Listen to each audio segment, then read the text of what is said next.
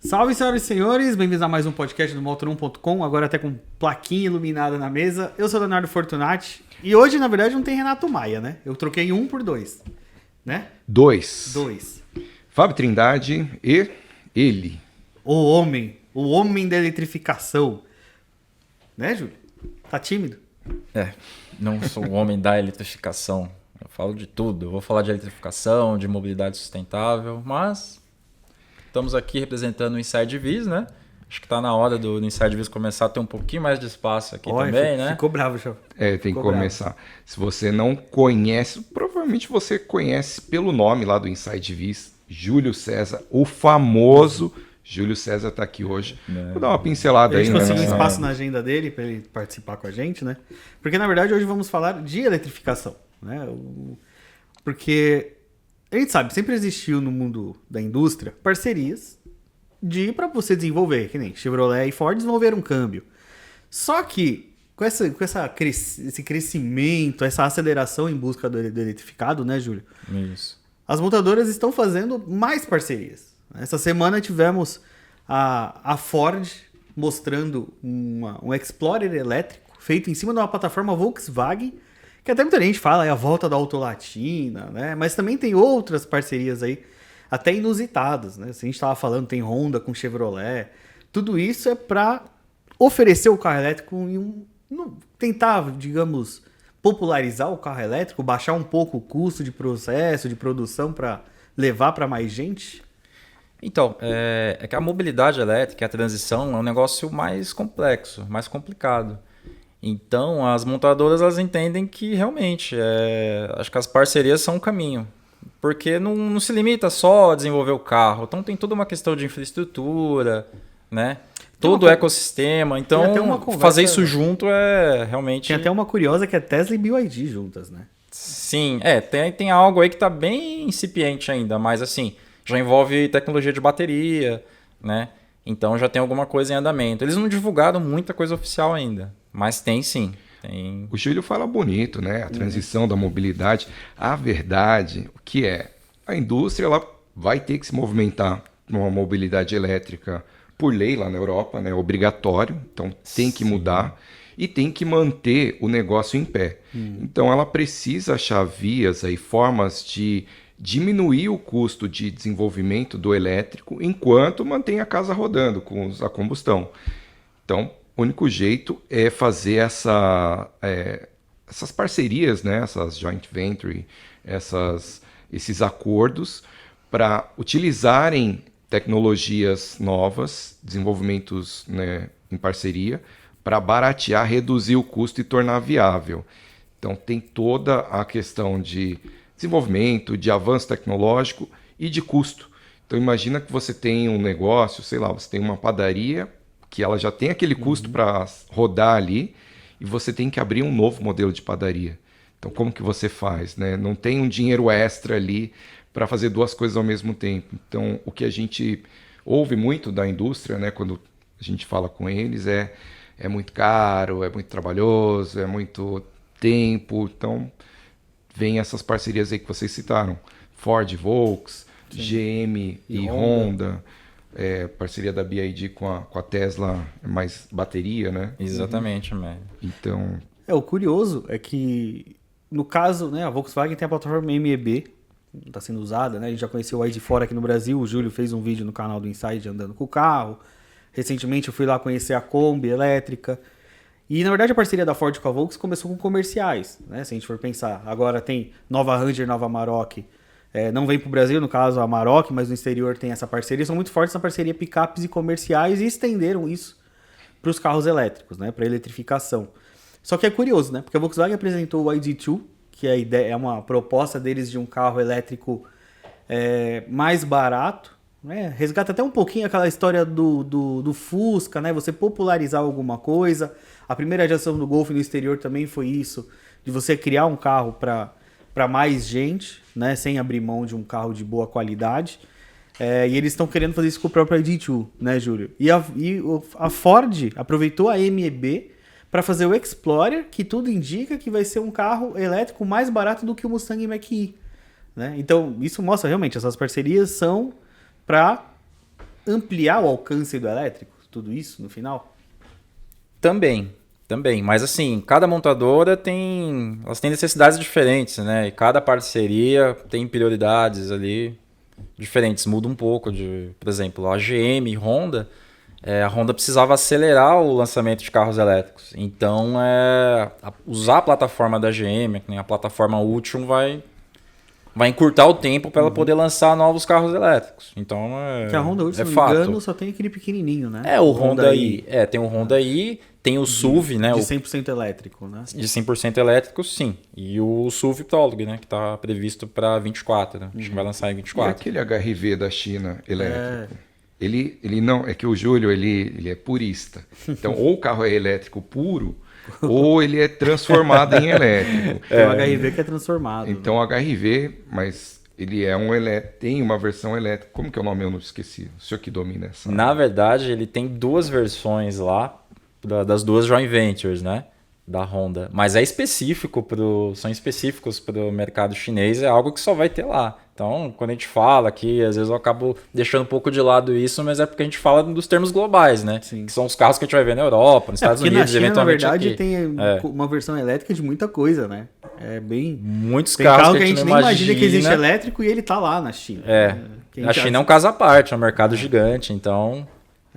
Então, mas o que você estava comentando, trazendo um pouco de novo a Volks e a Ford na questão dos veículos comerciais e picapes, eu acho que o pensamento foi assim: a Volks, matriz na Europa, ela vai ser obrigada a oferecer carros elétricos lá, né, por força de lei, então ela é obrigada a investir. Isso. Do outro lado, né, na América do Norte, nos Estados Unidos, a Ford é líder incondicional lá, não sei quantos anos, no segmento de picapes com a F-150, então ela é referência, ela domina. Então elas entenderam, você domina a picape, eu não vou mais me preocupar com essa questão, né? Se você transferir um pouco de tecnologia para mim, a gente transfere aqui dos elétricos e vamos seguindo. Então, sinergias de domínios ali, né? Então a Volkswagen, com tudo que ela está fazendo, né, esse projeto gigantesco, deve dominar ali na Europa a produção, o volume, número de modelos. Hoje a gente já viu do que eles são capazes, né? E pensando um pouco, agora eu vou resgatar a outra parte, que a gente estava falando de carros adaptados para elétricos. A gente sempre teve esse receio, né? O carro, será que fica legal? Fica quando a montadora leva o negócio a sério. Então, principalmente as europeias, né? A gente tinha muita dúvida se o iX3, O X3. se o iX3 seria um bom carro elétrico. Né? Não é o iX1 ainda que não... eu acho que é o iX4, né?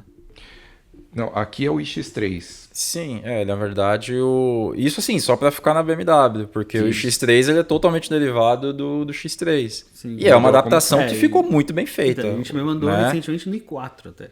O i4 i4 também é o mesmo. O Mini Cooper, o Mini Cooper S, que é um carro que vem O Mini Cooper. A Mercedes, a própria Mercedes, o EQA, que foi o uma EQA e o EQB. E o EQB, os dois, né? Foram, assim, ótimas surpresas. São carros adaptados, não são carros elétricos puros, né? Não são nascidos como carros elétricos, mas é uma ótima adaptação. É que no caso da BMW, que a gente já conversou quando a gente andou no i4 e até no iX, né? Foram plataformas que, mesmo não sendo dedicadas, elas foram bem pensadas, talvez já olhando para frente, para a eletrificação, né? Tudo bem, ela estava sendo lançada lá atrás num carro a combustão, mas já olhando para a tecnologia que poderia vir. A Mercedes tem um discurso parecido, assim, quando eles explicam a parte técnica, eles falam muito disso. Que já fizeram um carro a combustão ali, mas olhando que daqui 4, 5 anos a gente já vai ter um grau de eletrificação. A BMW vai ter uma plataforma da, como é que é? Neue Classe. A Neue Classe. Que é o que vai sair que vai apresentar o Série 3 elétrico, né? Sim. Que aí sim é uma plataforma muito mais pensada para elétrico do que para combustão. Né? E é engraçado, a Neue Classe, assim, ela é o contrário. Ela vai ser pensada para o elétrico, mas ela ainda permite acomodar trens de força a combustão também. Então. É o caminho inverso, né? Então, enquanto estiver ali na fase de transição, a BMW consegue fazer os dois tipos de propulsão. Agora, uma parte menos técnica para o pessoal aí que está ouvindo. Quando a gente fala de uma plataforma dedicada para o elétrico, a gente está falando de um carro pensado muito mais em aerodinâmica, em distribuição de peso, porque tem acomodação das baterias, um melhor aproveitamento do espaço, porque os motores elétricos são menores. Então, vai inverter, né? Hoje você tem o cofre do motor lá para um motor a combustão, que, por exemplo, a gente pega um Mini, ele tem uma gaiola ali para segurar o motor elétrico que é menor e dar um equilíbrio de peso legal. Então, essa mudança, aerodinâmica, desenho, enfim... Menor peso. Menor peso, uma distribuição melhor ali de todos os componentes.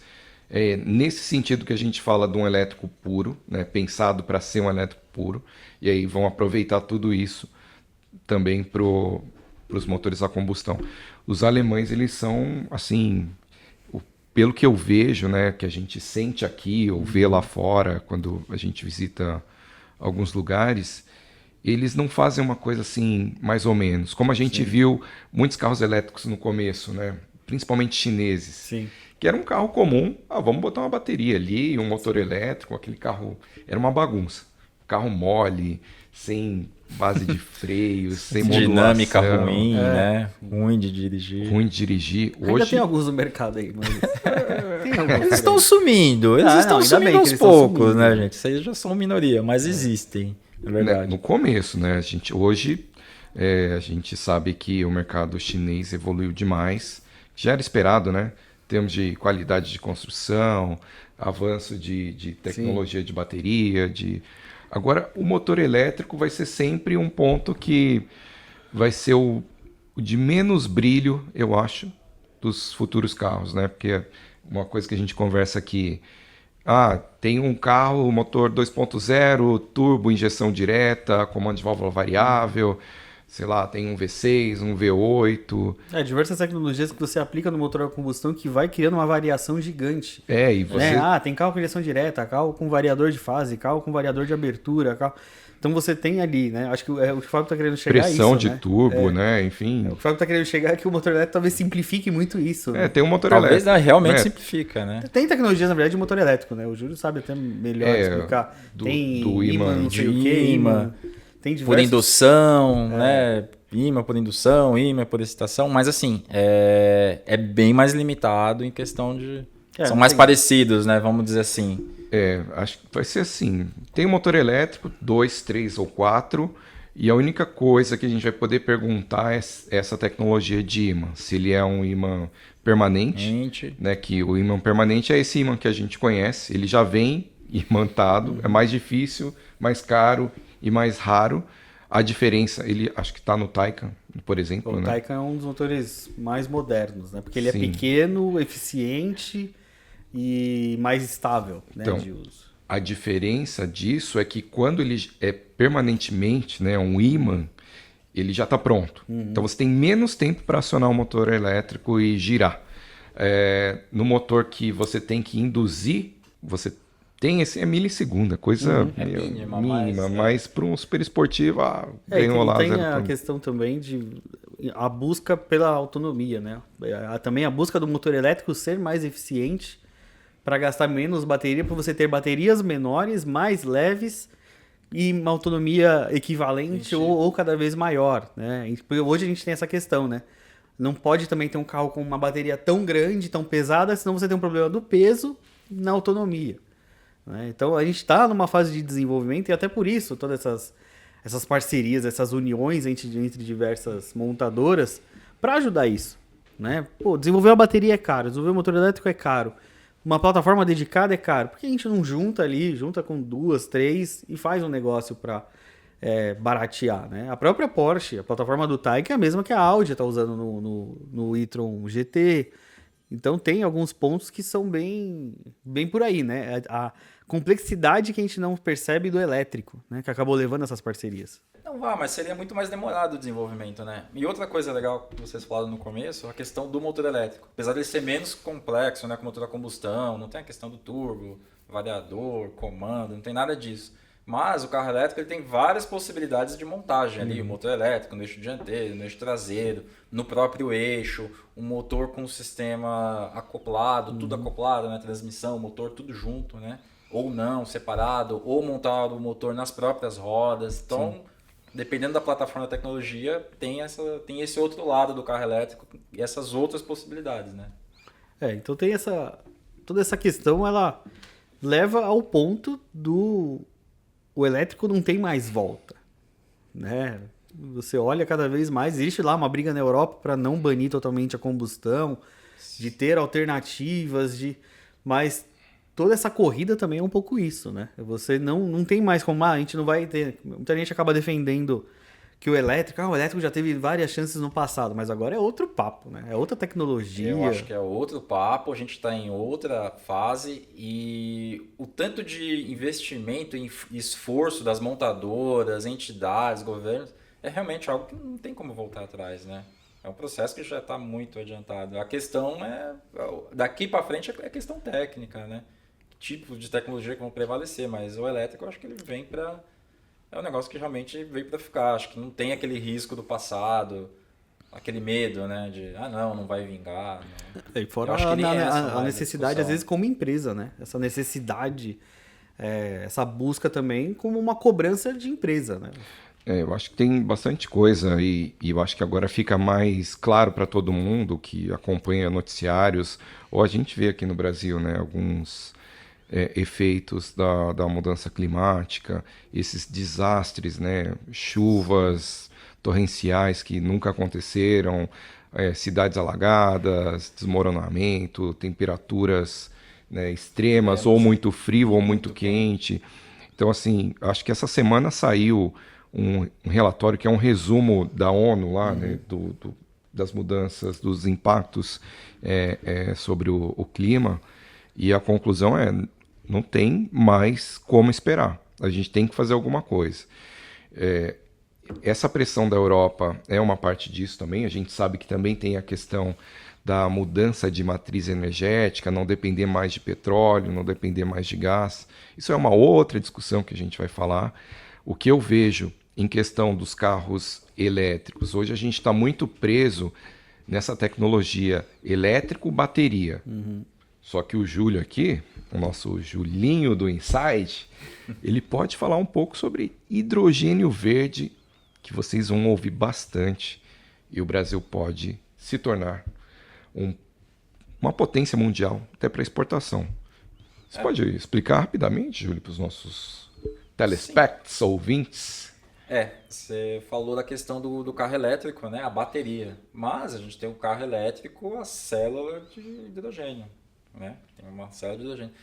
E é engraçado, a gente tem falado muito no hidrogênio verde, que é o hidrogênio produzido ali sem emissões, né? É o hidrogênio limpo, que é o grande, é a chave aí para a questão do clima aí nos próximos anos, nas próximas décadas, vamos dizer assim. O crescimento da demanda de hidrogênio verde vai ser exponencial. E o Brasil tem tudo para se tornar um grande líder global aí no hidrogênio verde. Por conta, não só para concluir aqui, da nossa matriz que já é bem mais limpa do que na Europa, por exemplo, e outros mercados, né? Não vou nem falar Estados Unidos, mas... Esse é o ponto que eu fiquei bastante impressionado na última semana. Eu comecei a estudar outros mercados, estudar as matrizes, né, de geração de energia. O Brasil é aquele número absurdo, né? 84, 86% de geração de energia limpa. A gente está falando de energia hidráulica, né? Hidrelétrica, eólica, solar, né? Não é solar, mas vamos colocar solar para ficar mais simples de entender. Então, mais de 80%, 84, 86, eu não tenho o número exato. 86, né? 86, né? Então, esse potencial, e a gente crescendo a cada ano nos painéis fotovoltaicos, né? Aquelas usinas... Inclusive, o Brasil entrou agora no último relatório. O Brasil já está entre os 10, mas em geração de energia solar. Né? Já está no top 10 global de geração de energia solar. Isso é muito bom. Você que viaja para outros países, Europa, provavelmente você já viu, né, que lá o sol não existe como aqui. O horário é diferente. O horário é diferente, os meses, né? Muitos meses lá com ambiente nublado, enfim. Então a gente tem um potencial gigante. A questão do hidrogênio verde é que, por termos esse percentual absurdo de geração de energia limpa, a gente consegue ser o maior gerador de hidrogênio verde do mundo. O hidrogênio verde é uma reação que você usa energia elétrica para produzir, e ele é verde justamente pela origem da energia. Sim. Então, lá fora, energia gerada a carvão, energia diesel, qualquer outra fonte que não seja limpa, não produz um hidrogênio verde. Então, é esse o dilema deles. E o ponto hoje é a gente poder exportar isso para o mundo, né? Não só ficar aqui no Brasil. Só para fechar na questão do hidrogênio verde, a Alemanha é um país que está investindo bastante aqui e anunciou assim, vários investimentos, apoio, parcerias com universidades para investir, assim, preparar o Brasil para ser um grande fornecedor de hidrogênio verde. A gente está dando os primeiros passos, mas o potencial é enorme. Mas é uma questão agora de legislação, né? Desenvolver um método de produção em escala, né? Escalar essa produção de hidrogênio verde, mas tem muito apoio, muito recurso para isso acontecer rápido. Então, a gente espera aí que em breve a gente já comece a despontar nesse mercado também. E uma coisa que a gente começou a sentir aqui, ainda que leve, mas montadoras que já possuem carros a hidrogênio já começam a falar de hidrogênio aqui no Brasil. O etanol, né? Nesse processo. O etanol, mas a Toyota Mirai já está aparecendo em alguns lugares, né? A Honda. A Nissan teve um protótipo há muito tempo lá de uma van com célula de combustível à base de etanol. Esse ainda está em desenvolvimento aqui no Brasil. Tem um bom potencial, acho que é com a Universidade de Campinas, acho. Unicamp, né? tá sendo parceiro da Nissan aí E até a Honda, que me surpreendeu no lançamento do Civic híbrido, que eles começaram a falar, nossa linha aqui de modelos mundiais, o Clarity, hidrogênio, já está falando de hidrogênio aqui, né? Então já tem uma pincelada aí, uma entrada nesse mundo de hidrogênio. Então é bom a gente já ficar um pouco atento, começar a prestar mais atenção nessa tecnologia, né, no que está acontecendo aí no nosso entorno, porque eu acho que é um futuro bastante promissor. O etanol, beleza, o Júlio até não gosta muito de entrar nessa... O etanol, ele tem o ciclo limpo, ele tem o potencial dele e tal, mas qual que é a minha interpretação hoje do etanol?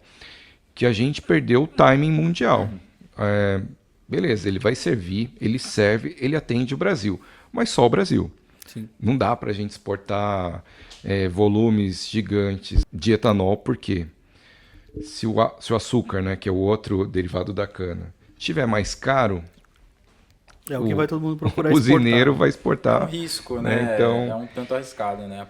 Investir todas as fichas. Sim, e assim, aí a gente tem a outra questão que se fala pouco, que é a eficiência energética, né, o aproveitamento energético dos carros a combustão e dos carros elétricos.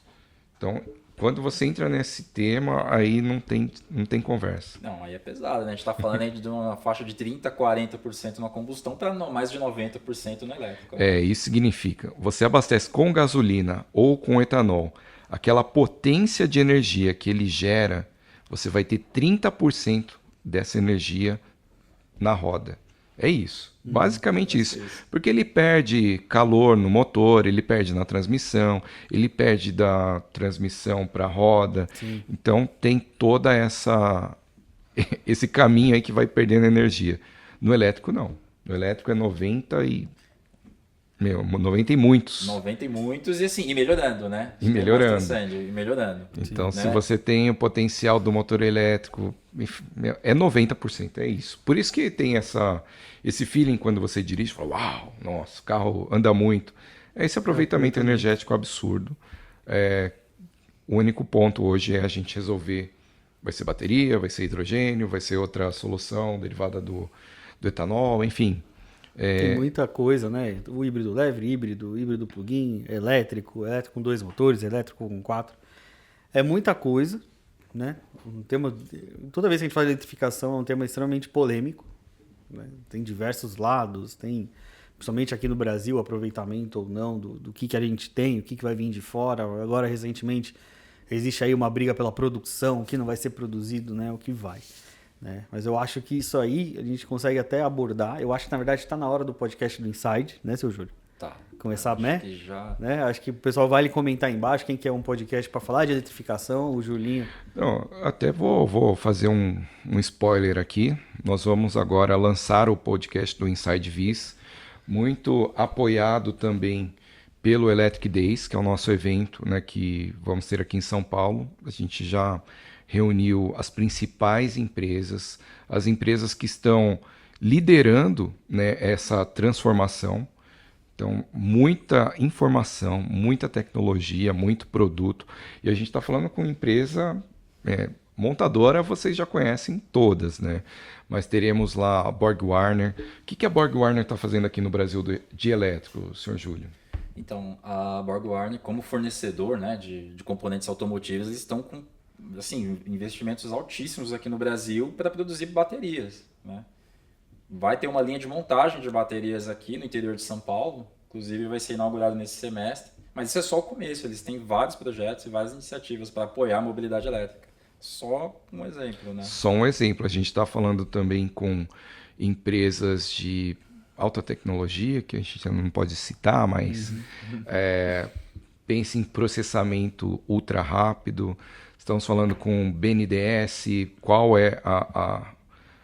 quais são as ferramentas, né, que o BNDES possui para empresas investirem e terem captação de recurso ali para desenvolver essa indústria, né, de elétricos aqui no Brasil. A gente está falando com a Anfávia, e a Anfávia ela está ali equilibrando um monte de coisa, que é aquele ponto que a gente falou no começo. Tem a indústria que a gente tem que manter, carros... Não tem carro barato hoje, né? Mas carros que a gente consiga comprar e, ao mesmo tempo, trabalhar numa possível transição. Então, tem montadora falando que quer entender ou quer uma linha mais definida para poder estudar investimentos em carros elétricos, em produção de carro elétrico aqui. Tem montadora que falou que já vai fazer. Né? Então tem tudo isso acontecendo e a gente está discutindo, né, conversando com todo mundo, e vai ser muita informação, muito conteúdo e muita oportunidade aí que a gente vai trazer.